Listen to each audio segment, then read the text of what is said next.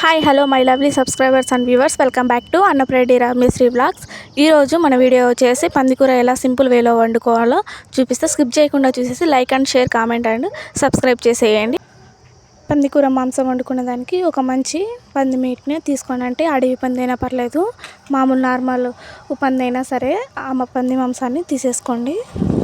కొవ్వుగా తక్కువగా ఉండేదంటే వారు అనేది కొంచెం పతలా ఉండేది తీసుకోండి. తినేదానికి చాలా టేస్ట్గా ఉంటుంది. కొంతమంది ఎక్కువ వారు ఉన్నప్పటికీ కూడా ఇష్టపడతారు. ఇంకోటి ఏంటంటే ఈ పందికూరను ఫస్ట్ టైం తినే వాళ్ళు కూడా ఇష్టపడేలా తినేలాగా నేను ఈ వీడియో చూపిస్తాను. చేసేసి ఇంట్లో వాళ్ళకి పెట్టేసేయండి. చాలా టేస్టీగా ఉంటుంది. అందుకోసం మనం గ్యాస్ ఆన్ చేసి ఒక గిన్నెలోకి పంది మాంసాన్ని తీసుకొని దాంట్లోకి ఉప్పు, పసుపు మీ కూరకు టేస్ట్కి సరిపడేంత వరకు వేసుకోండి. తర్వాత 1 కేజీ కూరకు అయితే మాత్రం ఒక పెద్ద గ్లాస్ వాటర్ వేసేయండి. 1 గ్లాస్ సరిపోతుంది. ఒకవేళ ముదురు పంది అయినట్లయితే 2 గ్లాసుల వాటర్ వేసేయండి. అది ఉడకాలి. కేవలం హై ఫ్లేమ్లో ఉంచినా పర్లేదు, లో ఫ్లేమ్లో అయితే చాలాసేపు అవుతుంది. కానీ హై ఫ్లేమ్లోనే ఉంచేసి మూత పెట్టేసేయండి. చాలా మంచిగా ఉడికిపోతుంది. తర్వాత పచ్చి కరివేపాకు అనేది దానిపైన ఉంచేసి అలానే చూసారా ఎంత మంచిగా ఉడికిందో. ఆ వారు అనేది దాంట్లో ఉన్న ఆయిల్ మొత్తం అనేది ఎక్కువ ఎట్లాగంటే ఊరిపోయినట్లు అయిపోతుంది. మనం ఆయిల్ అనేది దీంట్లో వేయాల్సిన అవసరమే ఉండదు. అసలు మెయిన్ పంది కర్రీ అనేది అసలు ఆయిలే లేకుండా చేసే వంట. కానీ చూసేదానికి మాత్రం చేసిన తర్వాత ఎంత ఆయిల్ వస్తుందంటే ఆ వారు ఉంటుంది కదా, ఆ వారు అనేది ఎక్కువ కరిగిపోయేది. అది ఎంత కొవ్వు కదా, అదంతా అట్లా ఆయిల్ రూపంలో ఉంటుంది. మీరు ఆయిల్ అనేది అసలుకి వేయద్దు. కానీ టేస్ట్ మంచిగా ఉంటుంది. కేవలం పంది కూర మాంసంతో వచ్చిన ఆయిల్ మాత్రమే కర్రీలో ఉంటే ఆ టేస్టే వేరు. అసలు మనం మళ్ళీ ఆయిల్ అనేది యాడ్ చేసినప్పుడు ఒక టేస్ట్, వేరే టేస్ట్ వస్తుంది. ఆ ఆయిల్ అనేది ఏ కర్రీకి యాడ్ చేస్తారంటే అడవి పంది కూర అంటారు కదా, దానికోసం యాడ్ చేస్తారు. ఎందుకంటే దానికి అంత వారు ఉండదు, కండ మాత్రమే ఉంటుంది, ఎక్కువ వారు ఉండదు. వీడియోలో చూసినారు కదా ఎంత మంచిగా ఉడికిందో. చూపిస్తా చూడండి. పైన అంతా ఒకలాగా మెరుస్తున్నట్టు కనిపిస్తుంది కదా, అదేం వాటర్ కాదు. ఇంకొకటి మనం ఫస్ట్లో పోసింటాం కదా 1 గ్లాస్ వాటర్, ఇంకా చాలా అదే ఎక్కువ, దాంతోనే ఉడికిపోతుంది చాలా మెత్తగా.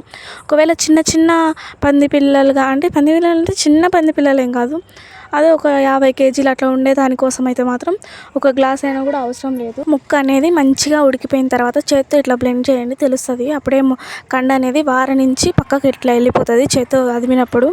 తర్వాత దాంట్లోకి మీకు టేస్ట్కి తగ్గట్టు కారం అనేది వేసేసుకోండి. కారం చాలా ఇంపార్టెంట్ పంది కూరలోకి.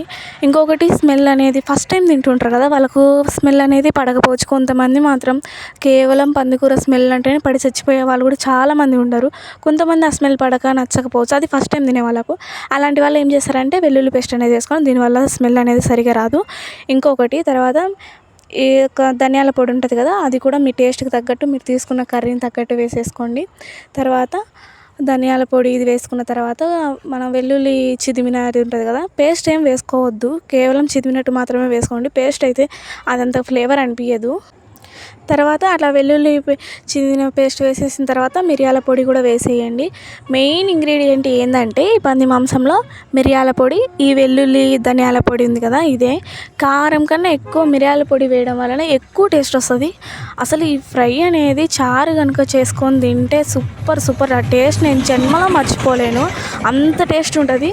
ఇంకొకటి ఏంటంటే చిన్నప్పుడు నేనేం తినేదాన్ని కాదు, కానీ మా అత్త వాళ్ళ ఇంటికి వచ్చిన తర్వాత నాకు అలవాటు అయిపోయింది మంచిగా. నిజంగా చెప్పాలంటే పంది మాంసం తిని పందిలాగా కూడా ఊరిపోయినా అంతే. చాలా సింపుల్. దీంట్లోకి ఏమంత ఇంగ్రీడియంట్స్ కూడా అవసరం లేదు. జస్ట్ ఉప్పు, కారం, పసుపు, అలాగనే వెల్లుల్లి పేస్టు, ఇంకొకటి మిరియాల పొడి, ధనియాల పొడి, ఇంతే కదా, చాలా సింపుల్. అన్నీ కూడా ఉంటాయి ఇంట్లో. ఎవరికి చేతకాని వాళ్ళు కూడా ఇది చేసేసుకొని సింపుల్ వేలో కూడా చేసుకొని. తర్వాత కర్రీ అనేది కాస్త లుకింగ్గా ఉండాలి కదా, నేను కొంచెం ఆయిల్ వేసాము. ఎందుకంటే ఇది అంత వారుండ కర్రీ కాదు కాబట్టి ఆయిల్ వేసాము. మంచిగా లుక్ చూసేదానికి బాగుండాలి కాబట్టి కొద్దిగా ఆయిల్ అనేది వేసినాము. ఎందుకంటే ఆయిల్ వేయడం వలన అంటే కర్రీ రూపంలో అన్నంలో కలుపుకొని తినాలంటే మాత్రం ఆయిల్ వేయాల్సిన అవసరం లేదు. ఎందుకంటే అది మంచిగా చిక్కగా దాంట్లోంచి వచ్చే నూనెతోనే అది బాగా బ్లెండ్ మంచిగా కూర అనేది అయిపోతుంది. కానీ ఫ్రై రూపంలో తినాలంటే మాత్రం కొద్దిగా ఆయిల్ అనేది వేయడం వలన అది ఫ్రై అయిపోతుంది. ఇంకోటి ఇట్లా తర్వాత కొత్తిమీరతో గార్నిష్ చేసినంటే సూపర్ టేస్ట్ ఉంటుంది. ఫస్ట్ చెప్పాలంటే నేను ఈ కర్రీ అనేది ఫస్ట్ ట్రై చేయండి చూసేసి. ఒకవేళ టేస్ట్ అనేది మంచిగా లేకుంటే తర్వాత కామెంట్ చేయండి. చాలా సింపుల్గా చెప్పేశాను కదా, మీరు కూడా ట్రై చేసి ఈ కర్రీ ఎలా ఉందో టేస్ట్ ఎలా ఉందో నాకు కామెంట్ చేయండి. ఇంకొకటి, చపాతీ లెగ్ కానీ అన్నం లెగ్ కానీ సంగటి కానీ వాట్ ఎవర్ ఏదైనా సరే సూపర్ టేస్ట్ ఉంటుంది.